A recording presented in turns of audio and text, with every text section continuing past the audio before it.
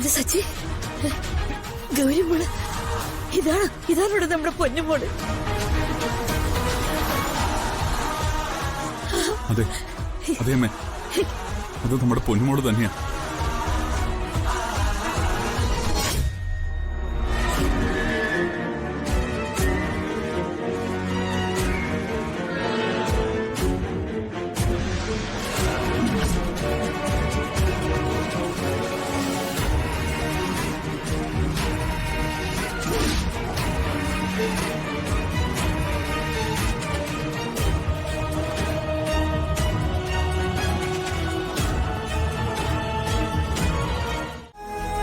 ഇനിയും നിങ്ങൾക്ക് എന്താ അറിയേണ്ടത്? സത്യം, അന്ന് മുരുകനും കനിമൊഴിയും ഈ അനാഥാലയത്തിൽ കൊണ്ടേപ്പിച്ച കുഞ്ഞിനെ നിങ്ങൾ ആർക്കാ കൈമാറിയത്? ഞാൻ പറഞ്ഞല്ലോ, അതിന്റെ വിശദവിവരങ്ങളൊന്നും പറയാൻ കഴിയില്ല. അങ്ങനെ പറഞ്ഞൊഴിയാനൊന്നും പറ്റില്ല. ഇത് കുമ്പസാര രഹസ്യമൊന്നുമല്ലോ പുറത്ത് പറയാതിരിക്കാൻ. ദത്തെടുത്തവരുടെ വിവരങ്ങളൊന്നും ആരോടും വെളിപ്പെടുത്തരുതെന്നാ ഇവിടുത്തെ നിയമം. നിങ്ങളുടെ നിയമം അതായിരിക്കും. പക്ഷേ ഈ രാജ്യത്ത് എല്ലാവർക്കും ബാധകമായ ഒരു പൊതു നിയമം വേറെയുണ്ട്. അത് താങ്കൾക്കറിയാമോ? അല്ല, നിങ്ങൾ എന്തിനാണ് ഇതൊക്കെ അന്വേഷിക്കുന്നത്? നിങ്ങൾ ആരാണ്? ഞാൻ ആരാ ആയിക്കോട്ടെ, പക്ഷേ എനിക്കറിയേണ്ടത് ഈ സത്യങ്ങളാണ്. ആരോടെങ്കിലും മഠത്തിന്റെ രഹസ്യങ്ങൾ പറയേണ്ട ആവശ്യം ഞങ്ങൾക്കില്ല. നിങ്ങൾ പോണം, എനിക്കിവിടെ വേറെ ജോലിയുണ്ട്.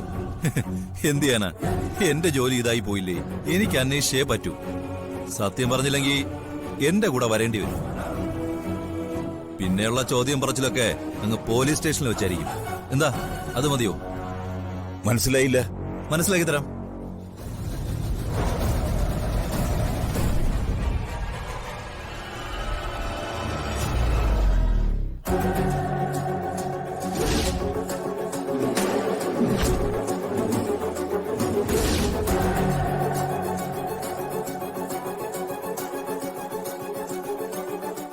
ഇനി സത്യം പറയാലോ അല്ലേ?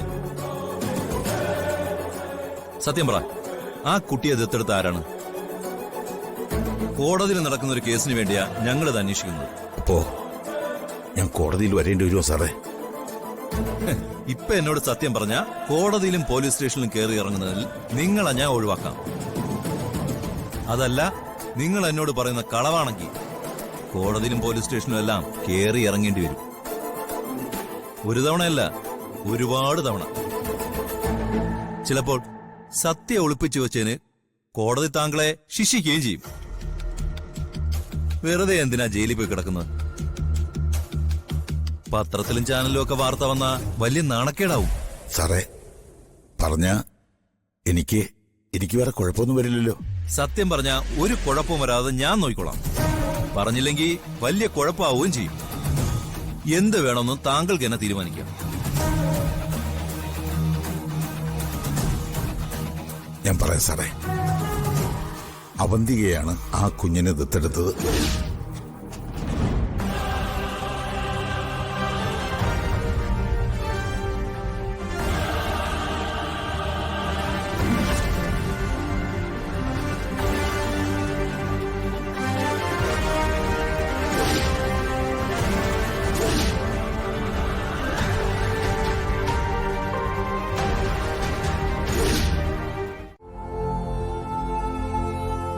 ഒപ്പിടേണ്ട സ്ഥലങ്ങളൊക്കെ ഇതിൽ മാർക്ക് ചെയ്തിട്ടുണ്ട്. ആദ്യം വക്കീലൊന്ന് വായിക്ക്. അതെന്താ, സച്ചിക്കന് വിശ്വാസമില്ലേ? വിശ്വാസമില്ലാത്തോണ്ടല്ല, എന്തെങ്കിലും പോയിന്റ്സ് വിട്ടുപോയിട്ടുണ്ടോന്ന് അറിയാൻ വേണ്ടിയാ. ഈ കേസിലെ ഒന്നാം കക്ഷിയായ സച്ചിയുടെ ഭാര്യ അർച്ചനയെ പ്രതിയായ അഡ്വക്കേറ്റ് ഗോകുൽരാജ് കഴിഞ്ഞ 10 വർഷമായി അന്യായമായി തടങ്കലിൽ താമസിപ്പിച്ചിരിക്കുകയാണ്. ഒരു അപകടത്തെ തുടർന്ന് ഓർമ്മയില്ലാതായി പോയ അർച്ചനയെ നിയമത്തിനു മുന്നിൽ ഏൽപ്പിക്കാനോ പഴയ ബന്ധുക്കളെ തിരിച്ചേൽപ്പിക്കാനോ പ്രതിയായ അഡ്വക്കേറ്റ് ഗോകുൽരാജ് ഒരിക്കലും ശ്രമിച്ചിട്ടില്ല. പ്രതി ഒരു ഗവൺമെന്റ് പ്ലീഡർ കൂടിയാണ് എന്നുള്ളത് ഈ കേസിന്റെ ഗൗരവം വർദ്ധിപ്പിക്കുന്നു. എന്റെ ഭാര്യയെയും കുഞ്ഞിനെയും അന്യായമായി തടങ്കലിൽ വച്ചിരിക്കുന്ന ഈ പ്രതിക്ക് കടുത്ത ശിക്ഷ നൽകുവാനും എന്റെ ഭാര്യയും കുഞ്ഞിനെയും എനിക്ക് തിരിച്ചു നൽകുവാനും വേണ്ട മേൽ നടപടികൾ സ്വീകരിക്കണമെന്നും ബഹുമാനപ്പെട്ട കോടതിയോട് ഞാൻ താഴ്മയായി അപേക്ഷിക്കുന്നു. എന്താ, ഇത്രയും മതിയോ? ഇത് ധാരാളം മതി. പക്ഷേ എനിക്കൊരു സംശയം. എന്ത് സംശയം? അല്ല, ഇത്രയും നാളെ ഞാൻ ഒരുപാട് തവണ പറഞ്ഞിട്ടും അയാൾക്കെതിരെ കോടതിയിൽ കേസ് കൊടുക്കാൻ വരട്ടെ, കുറച്ചുകൂടെ കാത്തിരിക്കും എന്നൊക്കെ എന്നെ പറഞ്ഞ് സമാധാനിപ്പിച്ചിട്ട് ഇപ്പോ എന്നോട് പോലും ചോദിക്കാതെ ഈ കേസ് ഫയൽ ചെയ്യാൻ എന്താ കാര്യം? ആ, അത് ന്യായം പോലും നടക്കണമല്ലോ. നീതി ഒരാൾക്ക് മാത്രം ഉള്ളതല്ലല്ലോ, എല്ലാവർക്കും അത് കിട്ടാൻ അവകാശമില്ലേ? ഇപ്പോഴാണോ വക്കീലിന് ആ ബോധം ഉണ്ടായത്? അതോ ഗുരുവിനെതിരെ കേസ് കൊടുക്കുന്നതിനുള്ള കുറ്റബോധമൊക്കെ മനസ്സിൽ നിന്ന് എടുത്ത് കളഞ്ഞോ? ആ, ഓർമ്മ തിരിച്ചു കിട്ടിയ അർച്ചനെ വിട്ടുതരാമെന്ന് ഗൂഗിൾ സാർ തന്നെ നമ്മളോട് വാക്ക് പറഞ്ഞല്ലേ? താനെന്താ പറഞ്ഞേ? അർച്ചനയ്ക്ക് ഓർമ്മ വന്നോ? വക്കീലിനോട് ആരത് പറഞ്ഞേ? അല്ല, അങ്ങനെയല്ല സച്ചി ഞാൻ ഉദ്ദേശിച്ചേ. വക്കീൽ എന്നോട് ഒളിച്ചു കളിക്കരുത്. സത്യം പറ, അർച്ചനയ്ക്ക് ഓർമ്മ തിരിച്ചു കിട്ടിയോ? എന്റെ പൊന്ന് സച്ചി, ഞാൻ പറയുന്നൊന്ന് കേക്ക്. ഗൂഗിൾ സാർ അങ്ങനെ പറഞ്ഞിട്ടുണ്ടെന്നാ ഞാൻ പറഞ്ഞത്.